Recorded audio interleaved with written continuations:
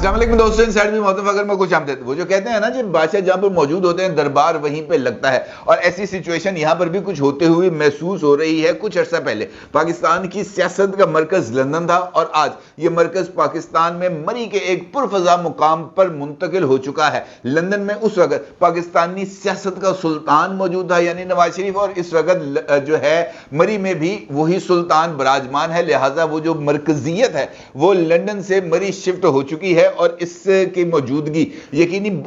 طور پر بہت سارے سیاسی حوالوں سے اہمیت کی حامل ہے۔ اگرچہ مری میں موجودگی کا دوران نواز شریف صاحب کی طرف سے کوئی سیاسی سرگرمی ابھی تک رپورٹ نہیں ہو سکی، لیکن اس کے باوجود بہت کچھ ایسا ہے جو بظاہر نظر نہیں آ رہا لیکن وقوع پذیر ہو رہا ہے، اور اپنے اثرات کا بھی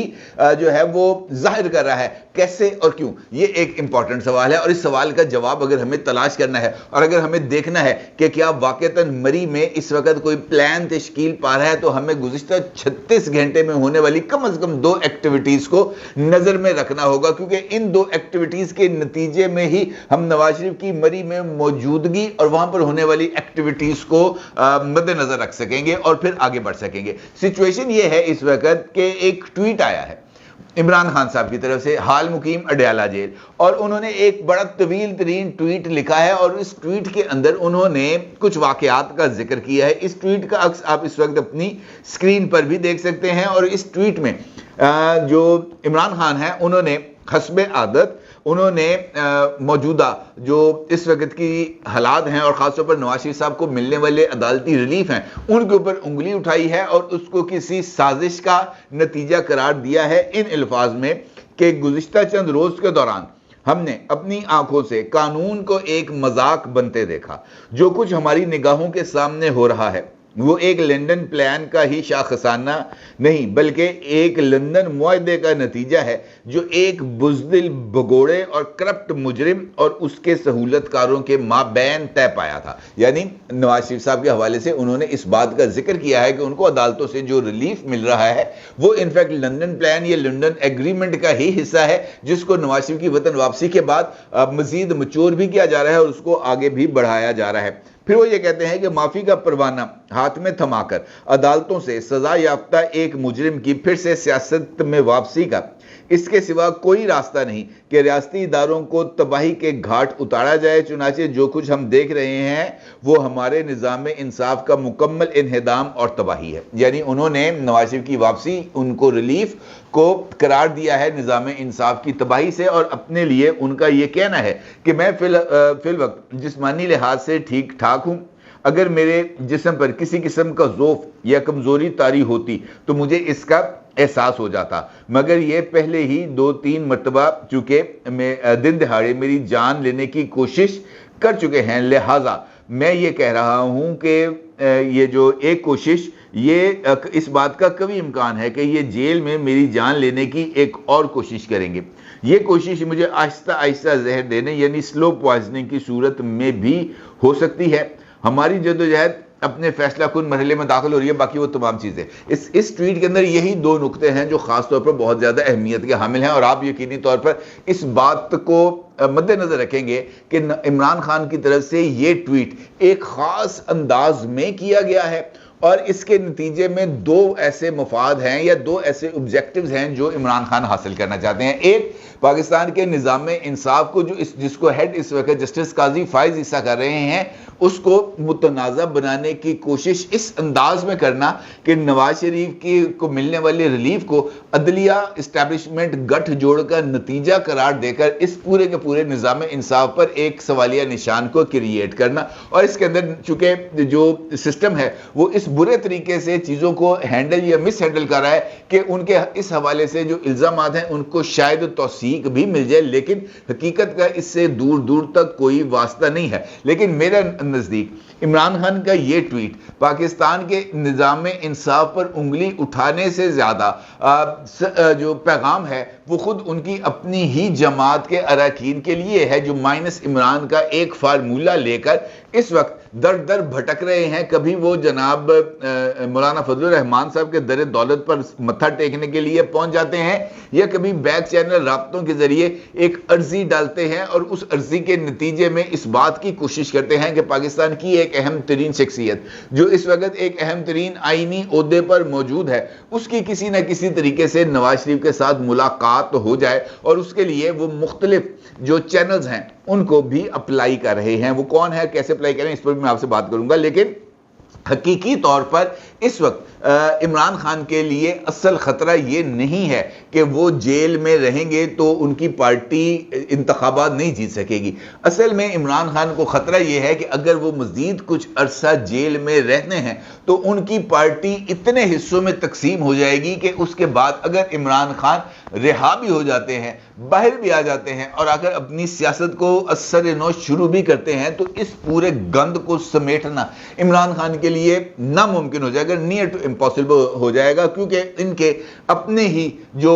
करीबी साथी हैं वो इस वक्त इमरान खान को चैलेंज करने की पोजीशन पर आ चुके हैं और इमरान खान की अथॉरिटी को मुसलसल चैलेंज कर रहे हैं। वो लोग जो ये कहते थे कि असद कैसर, अली मोहम्मद खान और बैरिस्टर सैफ की मौलाना फजलुर रहमान के साथ मुलाकात इमरान खान की कॉन्सेंट या इजाजत के बगैर मुमकिन नहीं थी, मेरा यह मानना है कि यह ट्वीट उन तमाम लोगों के लिए भी एक जवाब है, क्योंकि ये जो मुलाकात थी असद कैसर, अली मोहम्मद खान और बैरिस्टर सैफ की, ये 110% इमरान खान की कॉन्सेंट के बगैर थी। इमरान खान साहब को इस मुलाकात के लिए किसी भी तौर पर लूप में नहीं लिया गया था, क्योंकि यही ग्रेटर प्लान का हिस्सा थी। और इस मंसूबे के जरिए चूंकि इमरान खान की नाअहली इस वक्त एस्टैब्लिश्ड है, तोशाखाना केस में इमरान खान नाअहल हैं, अगले इंतखाबात में इमरान खान बतौर पार्टी चेयरमैन पीटीआई को टिकट जारी करने के मजाज नहीं है। इमरान खान को अपनी इस पोजीशन को छोड़ना है, लिहाजा इस पोजीशन पर अब खींचातानी और रस्सा कशी के अमल का आगाज हो चुका है। बहुत सारे लोग ऐसे हैं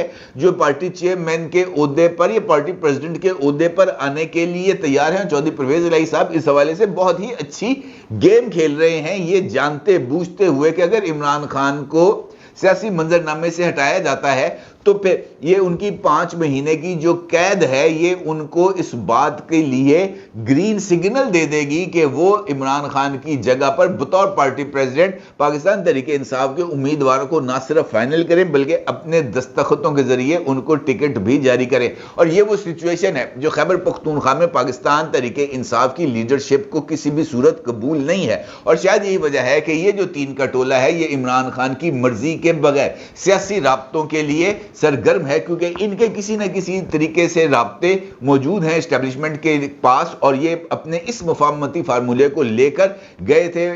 एस्टेब्लिशमेंट के पास भी। अली मोहम्मद खान इस हवाले से पहले आरिफ अलवी साहब और उसके बाद मौलाना फजलुर रहमान साहब के साथ अलग अलग मुलाकातें करके इस फार्मूले की नोक पलक को संवार चुके थे और अब इस फार्मूले को मार्केट में लेके आए हैं। इमरान खान को असल खतरा यह है कि अगर यह फार्मूला आगे बढ़ता है, इस फार्मूले पर इत्तफाक राय हो जाता है, मौलाना फजलुर रहमान इस पर अग्री कर जाते हैं, जो मेरे इंफॉर्मेशन के मुताबिक वो अग्री कर चुके हैं, तो फिर इमरान खान के पास उनका जो एक बहुत बड़ा सपोर्ट बेस है वो इमरान खान के हाथों से निकलने का इम्कान है। और अगर वो इमरान खान के हाथ से निकल जाता है तो फिर इमरान खान जेल में हो या जेल में ना भी हो तब भी उनके पल्ले कख नहीं रहता। और ये वो सिचुएशन है जिसने इमरान खान को एक पॉलिटिकल आइसोलेशन में डाल के रख दिया है, क्योंकि ये जो फार्मूला है इसमें पीटीआई, खैबर पख्तूनख्वा और उसके साथ साथ पंजाब की भी लीडरशिप और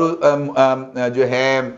क्या नाम है उनका, आरिफ अलवी साहब, वो भी इस हवाले से लूप में मौजूद है। मौलाना फजलुर रहमान साहब के साथ होने वाली मुलाकात के हवाले से इस बात का इंकशाफ भी हुआ है कि जेयूआई ने पाकिस्तान तहरीक इंसाफ के इत्तेहाद के लिए कुछ जो है वो शराइत आयद की हैं, और इस बात की तस्दीक जेयूआई के जो तर्जुमान हैं उन्होंने भी की है। गौरी साहब है उनके तर्जुमान, उन्होंने इस बात का जिक्र किया है कि जनाब असलम गौरी साहब, उन्होंने ये किया है कि موجودہ صورتحال میں یا آج سے کچھ عرصہ پہلے پاکستان تحریک انصاف اور JUI کے درمیان رابطوں کی بلکہ مولانا فضل الرحمان سے کے ساتھ ملاقاتوں کا کوئی بندہ سوچ بھی نہیں سکتا تھا، لیکن اس کے باوجود یہ رابطے بھی ہوئے اور ملاقات بھی ہوئی اور ملاقات خوشگوار ماحول میں بھی ہوئی، اور PTI کی لیڈرشپ نے مولانا فضل الرحمان کی امامت میں نماز بھی ادا کی۔ انہوں نے اس بات سے بھی تردید نہیں کی کہ لیڈرشپ کے درمیان چاہے وہ JUI کی ہے یا یہ PTI کی ہے، ان کے دوران تعزیت کے علاوہ کسی اور مسئلے پر گفتگو نہیں ہوئی۔ ان کا یہ کہنا تھا کہ جب سیاستدان ملتے ہیں تو سیاسی گفتگو ہوتی ہے، چاہے وہ اشاروں میں ہو جائے بات ہو جاتی ہے، اور ملاقات کے لیے آمد سے ہی اندازہ ہو جاتا ہے کہ اس ملاقات کی غرض و غایت کیا ہے۔ اور انہوں نے ایک بہت امپورٹنٹ بات کی، انہوں نے کہا جناب یہ جو بات کہی گئی ہے کہ جب وہ تعزیت کے لیے آئے ہیں، بلا شبہ انہوں نے آ کے تعزیت بھی کی اور فاتحہ خوانی بھی کی، لیکن جب سے خیبر پختونخوا میں PTI اور JUI دونوں کے درمیان ایک رسہ کشی جاری ہے، اور گزشتہ 10 سال سے رسہ کشی جاری تھی، اس دوران بھی دونوں طرف بہت سارے سیاسی رہنماؤں کی جو ہے وہ اللہ کی رحمت میں وہ گئے، ان کے عزیز و اقارب بھی اللہ کی رحمت میں گئے، لیکن اس وقت بھی کبھی کسی نے آگر فاتح خانی نہیں کی۔ اب فاتح خانی کرنے کا کیا مطلب ہے؟ اس کا مطلب یہ ہے کہ یہ اشارہ دیا ہے اسلم غوری صاحب نے کہ بھائی کچھ نہ کچھ تھا، یہ ایویں خام خواہ کا معاملہ نہیں تھا، اور یہی وجہ ہے کہ عمران خان صاحب کو یہ ٹویٹ کرنا پڑا، کیونکہ مولانا فضل الرحمان کی طرف سے اس بات کا باضابطہ طور پر ذکر کیا گیا ہے عمران خان کی نمائندگی کرنے والی، عمران خان کی جماعت کی نمائندگی کرنے والوں سے، یعنی اسد کیسر، علی محمد خان اور بیرسٹر سیف سے، کہ وہ عمران خان اور ان کی پرانی پالیسیوں سے علیحدگی کا اعلان کرے۔ وہ اگر عمران خان کے ساتھ بھی رہتے ہیں تب یہ اعلان عمران خان کو خود کرنا پڑے گا، اور ان کو معذرت بھی کرنی پڑے گی، معافی بھی مانگنی پڑے گی، اور ان کو اس بات کا اظہار بھی کرنا پڑے گا کہ وہ اپنی ماضی کی پالیسیوں پر اور ماضی کے انداز سیاست سے جو ہے وہ معذرت خواہ ہیں، اس کی معافی مانگتے ہیں، اور یہ ان کی غلطی ہے، اور یہ شاید عمران خان کے لیے پاسبل نہیں ہوگا، اور اسی بنیاد پر PTI سے مائنس عمران خان کے منصوبے کا آغاز ہوگا۔ اور شاید یہی وجہ ہے کہ مری میں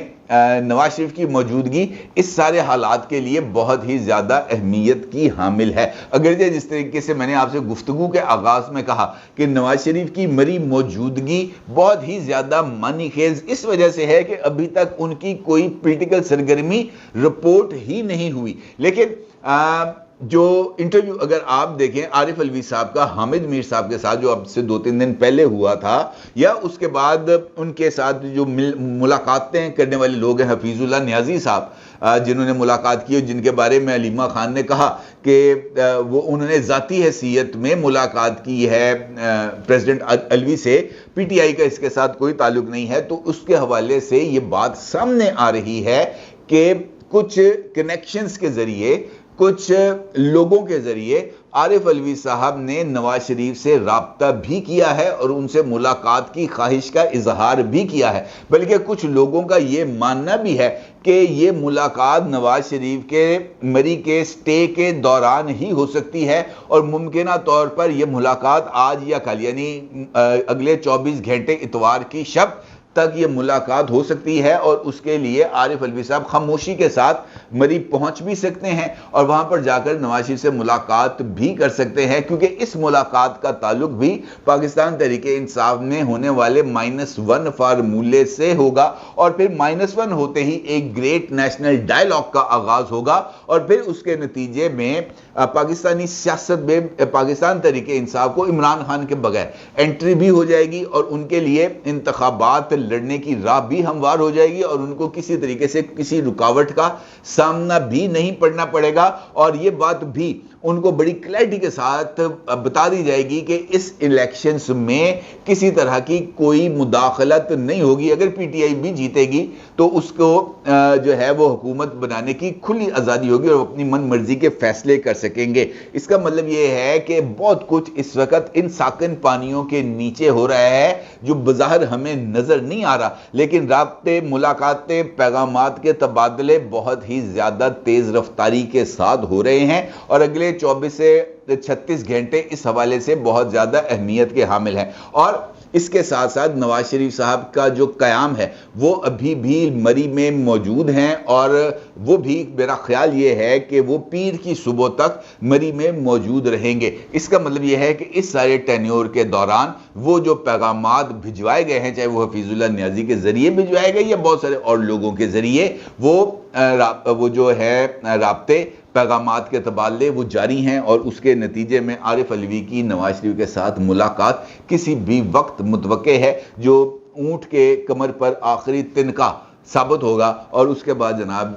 عمران خان کی کہانی جو ہے وہ مکمل طور پر ختم ہو جائے گی۔ اپنی رائے کو ضرور اظہار کیجیے گا۔ آپ کا بہت شکریہ۔ اللہ حافظ۔